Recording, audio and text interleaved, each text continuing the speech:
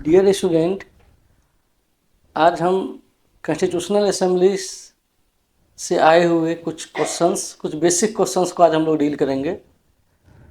और उसके बाद हम लोग डील करेंगे बीपीएससी, यूपीएससी, यूपीपीएससी या अदर स्टेट पीएससी में आए हुए जितने भी क्वेश्चंस हैं, सबको हम लोग क्या करेंगे, अब से कंटिन्यू डील करते रहेंगे।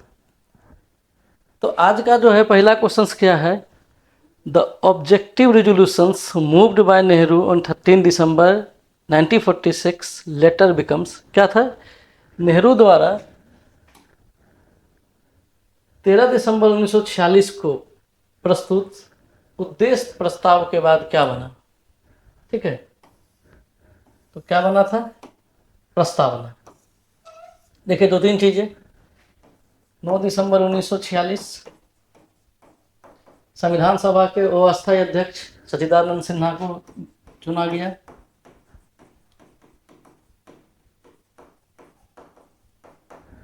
ग्यारह दिसंबर 1946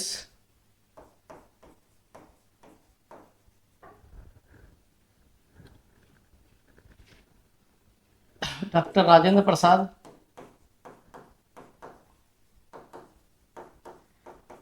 अस्थायी अध्यक्ष चुने गए।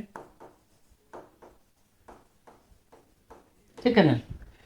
और 13 दिसंबर 1946 को क्या डाला गया, प्रस्तावना। प्रस्तावना मतलब क्या, उद्देशिका। भारत कैसा होगा, भारत में सत्ता की ताकत किसके हाथ में होगी, क्या क्या न्याय मिलेंगे, क्या क्या इसका ऑब्जेक्टिव होगा, वो सारे कहाँ बताया गया आपको, इस प्रस्तावना में या प्रियम्बल में। ठीक है।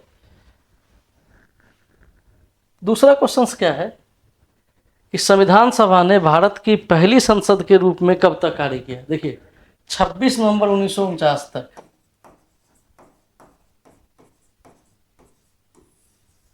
संविधान सभा ने संविधान बनाने का कार्य किया। उसके बाद अंतरिम संसद के रूप में काम कब से करना शुरू कर दिया, 26 नवंबर से लेकर कब तक, 17 अप्रैल 1952 तक। और जब ये अंतरिम संसद के रूप में काम कर रहे थे तो उसके अध्यक्ष कौन थे, जीवी मावलंकर। ये आप याद रखिएगा। अध्यक्षता कौन कर रहे थे उस समय, या स्पीकर कौन थे, जीवी मावलंकर। ठीक है। जीवी मावलंकर के बारे में एक बात क्या है कि इनके ऊपर ही, जीवी मावलंकर जो पहले संसद के अध्यक्ष भी हैं, इनके ऊपर ही क्या हुआ, पद से हटाने का प्रस्ताव लाया गया था। ठीक है ना। तो एक इनके साथ पहले ये भी थे, अध्यक्ष भी यही थे संसद के पहले, और इन्हीं के ऊपर क्या लाया गया, इनको हटाने का प्रस्ताव।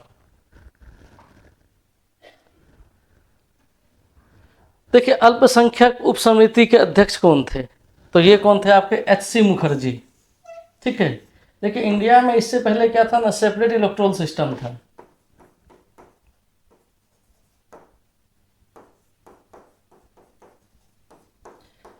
सेपरेट इलेक्टोरल सिस्टम का मतलब क्या था, हिंदू हिंदू को वोट करेगा, मुस्लिम मुस्लिम को वोट करेगा।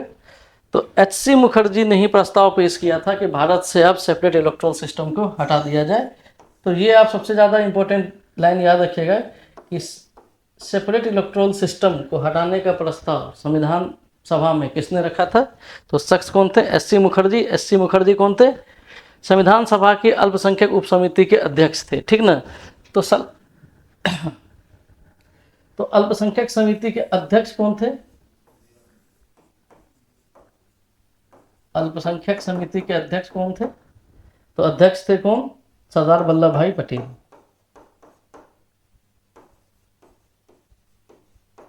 सरदार वल्लभ भाई पटेल वो कौन थे, अल्पसंख्यक समिति के अध्यक्ष थे। और ये कौन थे, एच.सी. मुखर्जी, अल्पसंख्यक उप समिति के अध्यक्ष थे। ठीक ना।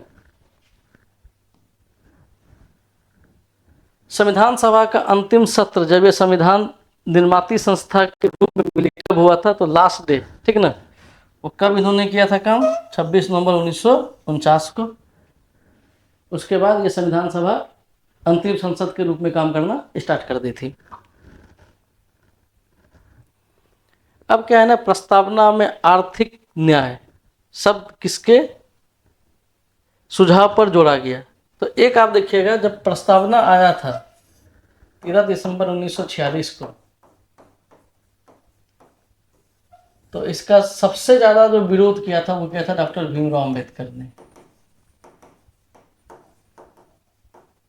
ठीक है, तो 22 जुलाई 1947, सॉरी 22 जनवरी 1947 को फिर से मीटिंग हुई और वहां पे दो चीजों की चर्चा की गई कि सामाजिक और राजनीतिक न्याय मिलना चाहिए। तो न्याय उन्होंने दो टाइप का लिखा, पहले सामाजिक न्याय और राजनीतिक न्याय। बाद में 1949 में दामोदर स्वरूप सेठ ने एक शब्द जोड़ा के लिए सुझाव दिया, वो क्या था आपका आर्थिक न्याय। इसलिए आप लोग संविधान में हम लोग पढ़ते हैं प्रियम्बल में कि 3 टाइप के न्याय है, सोशल, पॉलिटिकल एंड इकोनॉमिकल। ठीक ना।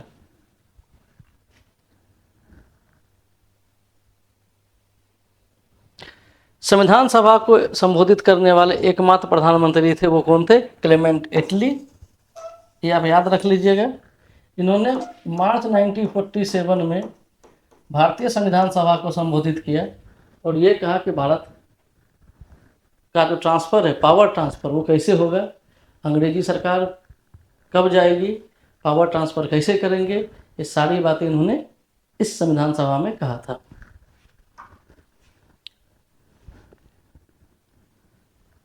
संविधान सभा के संवैधानिक सलाहकार कौन थे? ये थे बी.एन. राव। ठीक है ना। डॉक्टर भीमराव अंबेडकर के बाद अगर किसी ने संविधान सभा में या ड्राफ्टिंग कमेटी में जो सबसे ज़्यादा काम किया था वो कौन थे? बी.एन. राव। बी.एन. राव संविधान सभा के सदस्य नहीं थे, ये क्या थे? संवैधानिक सलाहकार थे। इसलिए सदस्य नहीं थे क्योंकि ये उस समय के ICS अधिकारी थे, जो अभी क्या है, भारतीय प्रशासनिक सेवा। तो ये इंडियन सिविल सर्विसेज के ऑफिसर थे।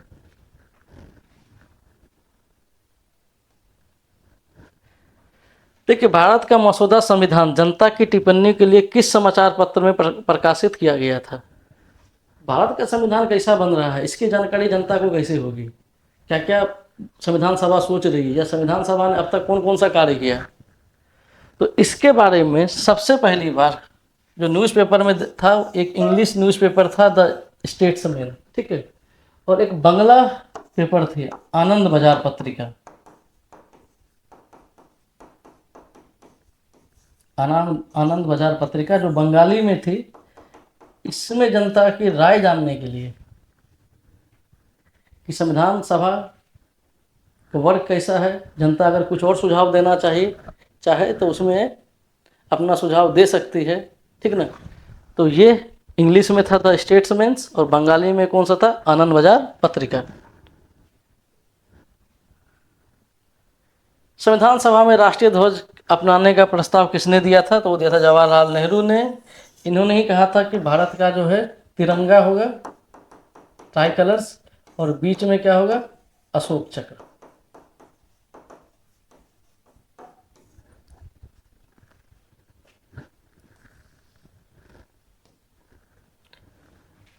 प्रस्तावना में व्यक्ति की गरिमा वाक्यांश किससे प्रेरित था?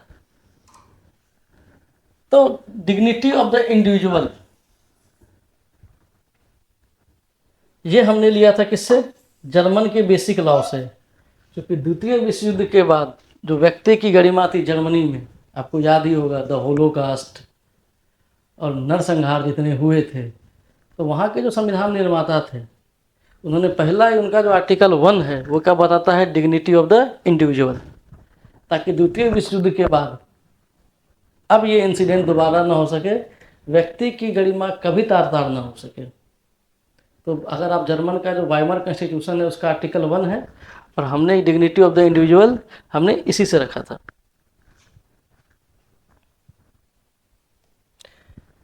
समवर्ती सूची कहाँ से ली गई थी?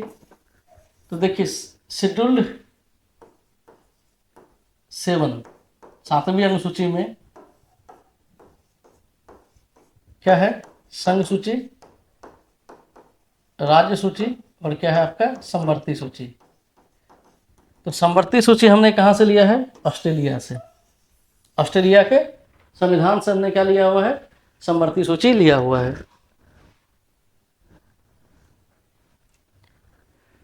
24 जनवरी 1950 को संविधान पर हस्ताक्षर करने वाले अंतिम व्यक्ति कौन थे? तो वो थे हमारे कौन? फिरोज गांधी। ठीक है, तो ये अंतिम व्यक्ति थे। तो प्रथम व्यक्ति कौन थे? प्रथम व्यक्ति थे डॉक्टर राजेंद्र प्रसाद। ठीक है ना, डॉक्टर राजेंद्र प्रसाद। एक चीज और इंटरेस्टिंग, संविधान सभा में जितने भी लोगों ने साइन किया था सब ने इंग्लिश में किया था, लेकिन राजेंद्र प्रसाद एक ऐसे शख्स थे जिन्होंने अपना हस्ताक्षर किस में किया था? हिंदी में। तो एकमात्र सदस्य जिन्होंने अपना हस्ताक्षर किस में किया? हिंदी में किया। और प्रथम व्यक्ति जिन्होंने किस पे साइन किया? कॉन्स्टिट्यूशन पे। और आखिरी व्यक्ति कौन थे? फिरोज गांधी। फिरोज गांधी के बारे में थोड़ा सा, फिरोज गांधी कौन थे? इंदिरा गांधी के हस्बैंड।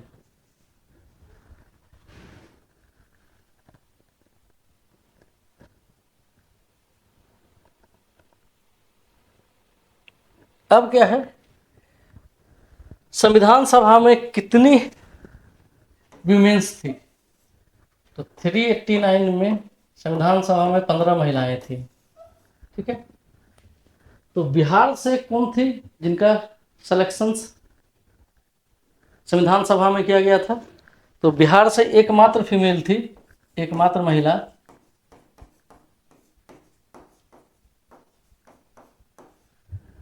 उनका नाम था सरोजिनी नायडू। ये आप याद नाम रख लीजिएगा,